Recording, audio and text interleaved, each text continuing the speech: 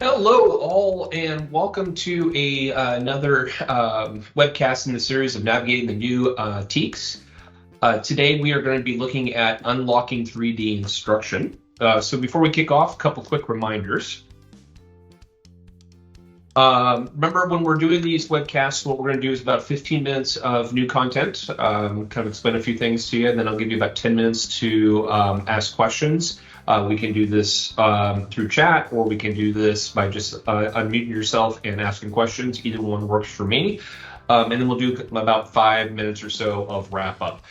So remember, we also have Jill here today as well, and she is watching the chat. So she'll be dropping some links in every once in a while. And if you have any questions at all or have any issues or problems that are coming up, just drop a question in there and we will help you out the best we can.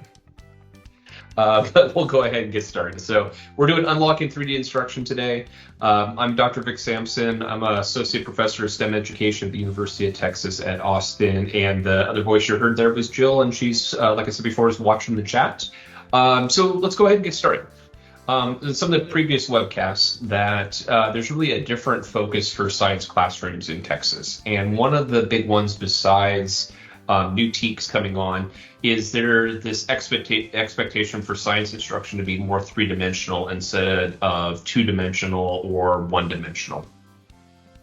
So when you think about how you can think about that is you can think about there's three dimensions of science, right? So there's the content that we're very familiar with. That's the models, theories, and laws that scientists use as a starting point, right? So this is our kind of our library of ideas that have been come up to kind of explain the world around us, right? So we can use this as the foundation of what we're doing. Then there's the science and engineering practices, and that's what science and engineers do to figure out why something happens or develop a solution to a problem. And they're purposely called practices because they're not just skills, right? They're embedded into context quite a bit, right? So like when someone says, I'm a practicing lawyer, you're not following a script. You're doing certain things that a lawyer will do, right? Or I've got a medical practice. I am doing certain things that help me do my job better. But they vary every day and they go in different orders, and they're very, very context specific depending on what you're working with, what you're investigating. And it's the same thing with science and engineering, right? So it depends on what you're studying, where you're studying, who you're working with. These different kinds of practices are important to engage in to develop new ideas about how the world works. So contribute to that disciplinary knowledge. Then the third dimension is something we call recurring themes and concepts. And that's the idea is that these are ideas that are not context specific and they go across disciplines, and we see them in many, many, many contexts. And because of that, we can use them as a tool to help us determine what to pay attention to or focus on when making sense of something new. So for an example of what we mean by that, so if you're out looking at a pond, and you're trying to figure why the fish population has gone down, there's many different ways that you can start thinking about that, right? Like you can think about matter in energy, right? So you can think about, is there a decrease in the energy flowing into the pond? Or is there some source of new matter coming in? You can also look at things like structure and function, right? So you can think about, okay, the fish have gills that they need to breathe, that they use to pull oxygen out of the water. Have those gills been clogged in some way so they no longer serve the same function as they did before? So it allows you to kind of decide what to pay attention to once you have your disciplinary content and the practices that you want to engage in, right? So all three of these parts of science, or the dimensions of sciences, are equally important. And if you start thinking about it, how you overlap these, when you're using two of them, it becomes more two-dimensional. And when you're using all three of them, it's kind of a three-dimensional focus. So that's when you're trying to figure out something in terms of using practices, content, and a framework at the same time. And what we usually call that is research in science. So if you go from there, if you then take that to science education, because education is different than science, we can start talking about, well, we can start to mimic what science does in that community of practice and use more three-dimensional approaches to instruction. So what I did here is you can still see the three-dimension disciplinary content, the practices, and the recurring themes. But instead of describing what it's done in science or engineering, now it's thinking about it in terms of what kids do inside the classroom, right? So if you have kind of a disciplinary content focus, you're really focusing on students learning concepts and terms, right? And that's kind of a one-dimensional focus in your instruction. On the flip side, you can look at science and engineering practices and focus kind of on that with the absence of content. Or you can do a recurring theme where they can start looking at concepts and have courses that are structured around these kind of big ideas like structure and function and how does that play out in earth-space science, physics, chemistry, and biology, right? So you can do those kinds of things, and those become all one-dimensional. Then you can start to overlap, right? And that becomes a two-dimensional approach. And probably the most common we've seen in recent years is kind of inquiry-based approaches where you're talking about overlapping a practice and a content where students learn about content by engaging in a practice, right? That's probably the most common two-dimensional approach you'll see. Often if you're using like a 5E instructional model or something like that, you'll often be having kids learn content by engaging in the different practices of science. But when we get to three-dimensional instruction, we're really talking about students using content framework and usually multiple practices to figure out a phenomenon. So the question then becomes, if there's lots of materials out there and lots of things I'm doing in my classroom, and some of these things I've been doing, some of these things I haven't been doing, how do you know if a lesson is three-dimensional, right? So I've tried to come up with kind of a checklist that makes it a little bit easier to see if if it hits all of the requirements for it to be three-dimensional instruction, okay? So the first one is got to begin with a phenomenon that lacks an explanation, okay? So we talked a lot about the phenomenon in our last webcast and really what counts and what doesn't count as a phenomenon. But really for it to be three-dimensional instruction, you're introducing some phenomenon that kids do not know the explanation for why that happens, right? Then you're going to see kids generating questions from their own ideas and experiences, and this is really important for them to start kind of figuring out what's going on as a starting point or a jumping off point. Then you've got to use disciplinary content, so it's not really discovering the content, but it's more of using it as a tool, right, as a starting point for figuring out that phenomena or developing an explanation for that. Same thing with recurring themes. It's not so much discovering a recurring theme as other approaches focus on, but it's really using that to make sense of that phenomenon. Then we get into students engaging in investigative sense-making, critiquing, and communicative practices. And we talked about this a little earlier in one of the previous webcasts of trying to, of all the practices that are listed in the TEKS, trying to break them into kind of more buckets to make them easier to kind of remember. And they're around this idea of what's the function of these practices. So let me show you another graphic of that. So you can think of the different practices that are found in the TEKS under kind of four categories. There's the investigative practices, and those are things like asking questions, planning and conducting an investigation, using tools, gathering data, right? So that, you can think of that as collecting information. Then there's sense-making practices, and once you have that information, what do you do with it? And those are the practices of developing and using models, analyzing data, using mathematics, developing explanations. Then once you have that explanation, a major part of science is communicating, sharing those ideas, right? And when you engage in the communicative practice, that's more of sharing explanations, listening to others, engaging in discussion, right? So how do you do that clearly in a concise way that makes sense to others? And then the heart of all those is the critiquing ones. That's when looking at the quality of evidence, looking at if the explanations make sense, offering feedback, offering rebuttals, supporting ideas. And that happens all the way through all of these practices, right? So it's always this constant back and forth of how do you know, are we confident about this? Is there another possible way of doing this or thinking about this? So you can kind of think of those practices in those four kind of buckets of activity. And then the last thing to know if a lesson is three-dimensional or not, it needs to end with a satisfactory explanation for the original phenomenon. So the big work that the kids are doing is they're actually explaining that original phenomenon, okay? So if you can say yes to all six of these, it's pretty good chance that you've got three-dimensional instruction happening inside your classroom. So let's look at some examples of this. Before we go, One of the other things I forgot to mention is explanations in science have a particular meaning, right? So when we're talking about having a satisfactory explanation, it's not just an interpretation or a description of something, right? So when we say we're explaining, we might be describing more, or we might be interpreting something. What we're really looking at in science is we're talking about mechanism, right? So when we have a cause that leads to effect, what is the actual mechanism? What's the change that leads to that?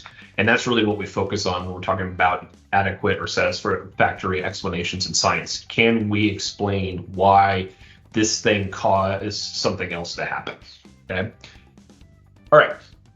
So let's look at some examples here. So here's one. You can take a look at this. And if you're looking at this material and you're trying to decide if this would help you do kind of instructional or three-dimensional instruction in your classroom, you can look at this. So let's talk about roller coasters and asking kids to kind of figure out or describe their experiences with roller coasters and that kind of thing. So if you go down the checklist, we really don't have a phenomenon to explain, right? It's more of a context. We are using students' ideas because they're really drawing into what do you know about roller coasters? How do you know that? Have you ridden those using those experience? But there's really not much content in here for kids to use, not much for recurring themes. Practices maybe as they move on forward to this that they have to carry out an investigation, but there's really not an explanation to develop because there's no phenomena that lacks one. Okay, so in this case, would not be a good example of three-dimensional instruction. And as I'm showing you these examples, it's not to say that these are bad ways of designing lessons or doing it. It just doesn't fit the criteria for three-dimensional. Okay, so here's another example. Temperature is a property of matter. Temperature is how warm or cool something feels. Ask the question about how to measure temperature, right? So if you look at this, once again, this is three-dimensional. I see things like measurement and physical properties. So I've got some content and I've got some practices. But is there a phenomenon? Is there student ideas? Are there recurring themes? Are they developing an explanation? Or are they just kind of engaging in activities around content? So in this case, another example of not really hitting the bar on three-dimensional instruction. Another one is this is a cookbook, kind of more of activity. And the idea is to kind of demonstrate a concept, right? So they'll talk about let's investigate gravity. And so, but when you look at this, no phenomenon, no kids' ideas, use content. They actually give the conclusion at the beginning. So it's more of a demonstration of a concept than it is so there's no real reason to engage in practices or use recurring themes or use content. It's to really describe or help kids learn or discover new content. Here's an example from older grades, right? So from chemistry. So you'll see in these instructional materials, you'll see things marked as SEPs. Those are science and engineering practices. The theme, that would be recurring themes, right? So you're looking at this and like, well, there seems to be content, SEPs, and themes there. So those are really a focus. But the problem is, once again, no phenomenon, right? We're not building off students' ideas as a way to make sense of what's going on, and they're not really developing any explanation. They're answering questions about the content. They're asking questions about recurring themes. They're asking questions about the practices, right? Or engaging in a practice with kind of in isolation without having a need to use it to make sense of something else. So you can kind of think about that. So you might see three dimensions there, but it's missing the other big three parts to make it really three-dimensional instruction versus just teaching about the three dimensions. Another example of that, this one you've once again got content, cause and effect. You've got some content in there. So content, recurring themes, but once again, it's a review to kind of make sure that kids understand these ideas, not use them, right? So the important thing is, how do we engage in using these things to make sense of the world around us? I got two more and then I'll call it quits on that. And then I'll have some time for some questions here, but here's another one. You may say, hey, build a model. Well, that's a practice and they're using content, but once again, there's not a phenomenon to explain. They're not developing an explanation. It's more of to demonstrate what are these things that I've told you by creating a model. And then finally, this is the one I want to end with. So when you look at this, you have a lot of things going on here. You'll see, hey, the word phenomenon in there. Then you'll see things like evidence and reasonings and what I think, right? So you can start really thinking about, well, this must be three-dimensional. as you look at this, what's interesting is if you have the phenomenon, right, which I think this would be a pretty good one of looking at a video and looking at two things being mixed together and what happens there. However, the problem is the phenomenon is not really setting up to ask about why this happens or why do they mix or why does it form something. There's nothing really to explain here. It's more of a question about why is a mixture different than its parts, which is not an explanation. It's more of a why do we define a mixture in this way, right? Then you go down here and then say, okay, what I think that seems like the student's ideas, but it's not really that. It's more of a set of questions to ask kids about the content. And then you look at the claim. So there's properties of the mixture and its ingredients are something, right? But that's not really answering the guiding question of there, and it's not providing an explanation of the phenomenon. Then we go present facts and data to support your claim. So I assume you would talk about properties of matter and things like that, or different of the things that are being mixed. And then down here, you'll see construct an explanation. But once again, the explanation in science is more about what's the mechanism, right? So why do things mix? Or why do they end up that way? Or why do you get that consistency after those things? Why do some things separate and some things don't? So it's not so much of an explanation of how your evidence supports your claims when you're talking about an explanation in science. That's more of an interpretation, right? So interpret why your facts and data support your claim, or describe, or provide more details would be more probably an appropriate way of saying that. So when you start looking at something like this, even though it says the buzzwords, we don't really have students' ideas as a foundation. Are not using recurring themes. We are using practices, and there is a phenomenon. They're just not used in a way to help kids really engage in three-dimensional instruction. It's more of a context for asking questions about content and if they can provide evidence to support their ideas. So before we head out here for today, I wanted to provide you a basic roadmap for unlocking three-dimensional instruction, since that's what this is called. So these are some examples of how it can be challenging to actually have three-dimensional instruction happening inside your classroom. So here's a basic roadmap. Doesn't mean the only way, just a way of you can think about how three-dimensional instruction might happen in your classroom. So you can start off any lesson by sharing a phenomenon that lacks an explanation. Show kids something that's happening in the world around them that they don't know why. Okay. Then what you do, spend some time soliciting their ideas about why that happens. Why might this be, right? And these become their kind of initial foundation of where to build their explanation from. As part of that process, then you want to highlight things that they might be unsure about, and then elicit questions about things that are not well understood. Are you sure? Is this possibly another way? Well, one person thinks it's this, another person thinks it's that. How can we kind of think through this? So by eliciting this question about what's not well understood, that helps kids hone in on what they're trying to figure out. At that point, you can introduce useful content and recurring themes, and encourage them to use this content as tools to engage in the practices, right? So then you kind of enter kids into a cycle of using these investigative practices to gather information or test ideas based on the content and recurring themes that they were introduced to. Sense making in order to develop a tentative explanation. They communicate that, they critique it, and back around until they come out with a satisfactory explanation for a phenomenon.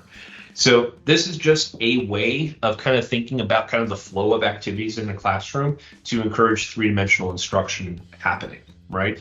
And really at the heart of this is encouraging kids to really make sense of what's going on in the world around them by using content, recurring themes, and practices, right? So in providing a way for them to kind of practice what we hope they're going to be doing after they leave us in school. So our next webinar, our webcast, will be on Thursday from 4 to 4:30 Central. Again, that's the 7th.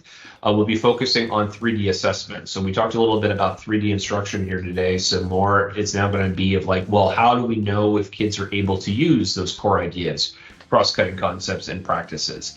What kinds of things do we need to make their thinking visible so we know they're progressing in their abilities to do those things? So we'll talk about that. And then the last two are evaluating instructional materials, and then unlocking the power of the ADI instructional materials in that context of these other webcasts that we've been talking about. That's it for us today. Once again, next Thursday is Mastering 3D Assessment. We'll be starting at 4:30, absolutely free. Feel free to send out that web link to anybody to join us. And Thanks so much, and have a great rest of your Tuesday.